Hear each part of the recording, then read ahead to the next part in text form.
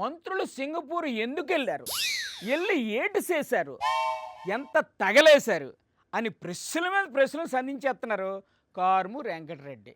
నమస్తే అన్నయ్య, ఏటన్నా విశేషాలు? మింగటానికి మెతుకులు లేవు, మేసాలకు సంపెంగన ఉన్న టైప్ లో రాష్ట్ర పరిస్థితి ఎలా ఉంది, ఈ రోజు మీరు విదేశీ టూర్లు అని చెప్పి జలసాలు చేస్తా ఉన్నారని చెప్పి సాక్షాత్తు మీ కరపత్రికే రాసినటువంటి వ్యవహారం. జలసాలు చేయడానికి కాదంట వాళ్ళు టూర్ వెళ్ళింది. ఏం చేశారు సింగపూర్ వెళ్ళని అడుగుతున్నాం మేము కూడా. ఎలా అడ్మినిస్ట్రేషన్ చెయ్యాలో నేర్చుకోవడానికి వెళ్ళారంట.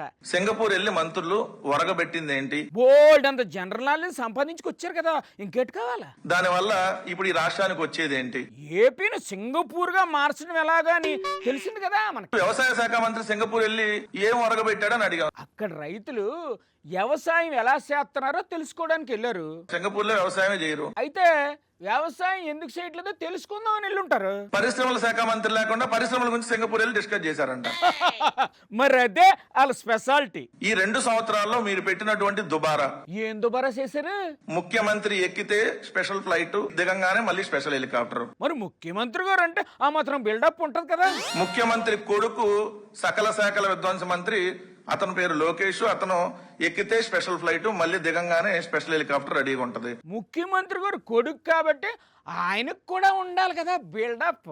హైదరాబాద్ మాదాపూర్ లో ఉండి పొద్దునొచ్చి సాయంత్రం వెళ్ళడానికి స్పెషల్ ఫ్లైట్, స్పెషల్ హెలికాప్టర్ రెడీగా ఉంటాయి ఉప ముఖ్యమంత్రి పవన్ కళ్యాణ్ కి. ఏంటి ముఖ్యమంత్రి కొడుకే ఉండగాలేంది, ఉప ముఖ్యమంత్రికి ఉండొద్దా? దీనికైనా మీకు అధికారం ఇచ్చింది. మరి ఇంక దేనికి అనుకుంటున్నారు?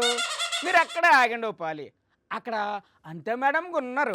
సింగపూర్ విశేషాలు ఏటో ఆమెను అడిగి తెలుసుకుందా. నమస్తే మేడం, బాగున్నారా? చాలా రోజులు అయిపోయిందండి బాబు మీతో మాట్లాడి.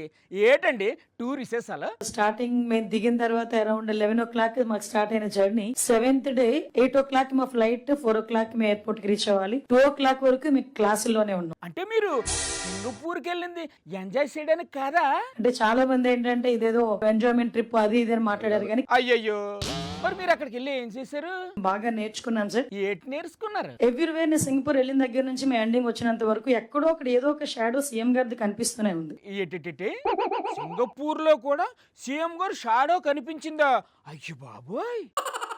అన్నట్టు ఆ దేశంలో మొత్తం పోలీసులు ఎంతమంది ఉన్నారో అడగలేకపోయారా? ఎంతమంది పోలీసులు అని అడిగితే వాళ్ళు నవ్వుతున్నారు అనమాట. ఎంతమంది పోలీస్ అంటే నవ్వుకున్నారా? అసలు మీరు ఏటి అడిగారో వాళ్ళకి ఏటి అర్థమైందో? నువ్వు ఈ క్వశ్చన్ అడుగుతావని తెలియక వాళ్ళు ప్రిపేర్ అయినట్టు లేరు అన్నారు మన రెవెన్యూ మినిస్టర్ గారు. పోనీ ఆ రెవెన్యూ మినిస్టర్ గారిని అడగమనాల్సింది. ఇంతకీ ఎంతమంది పోలీసులు ఉన్నారంటండి? వాళ్ళు ఏం చెప్పారంటే అరౌండ్ 20,000 పోలీసు ఉంటారు. అంతేనా? ఇక్కడ ఒక విషయం చెప్పాలి సార్. చెప్పండి. రోజంతా క్లాసులు చెప్పేవారు. నెక్స్ట్ డే మార్నింగ్ తీసుకెళ్లి ఇవాల్యుయేషన్ చెప్పేవారు సార్. దాన్ని మీరు ఏం నేర్చుకున్నారు రాసి చూపించండి మాకు అని. మరి రాశారా? అది రాయటమే కాదు, ఒక పేస్ట్ చేసి దాని గురించి మేము ఎక్స్ప్లెయిన్ కూడా చేయాలి. రోజు ఇదే కార్యక్రమం అండి. సో 7 days కూడా ఇదే కార్యక్రమం జరిగింది. మరి ఆ మాత్రం దానికి అంత దూరం వెళ్ళడం ఎందుకు? ఆ క్లాసులు ఏవో ఆన్లైన్ లోనో యూట్యూబ్ లోనో నేర్చేసుకుంటే సరిపోయేది కదా అని అంటున్నారండి ఆ వైఎస్ఆర్సీపీ వాళ్ళు.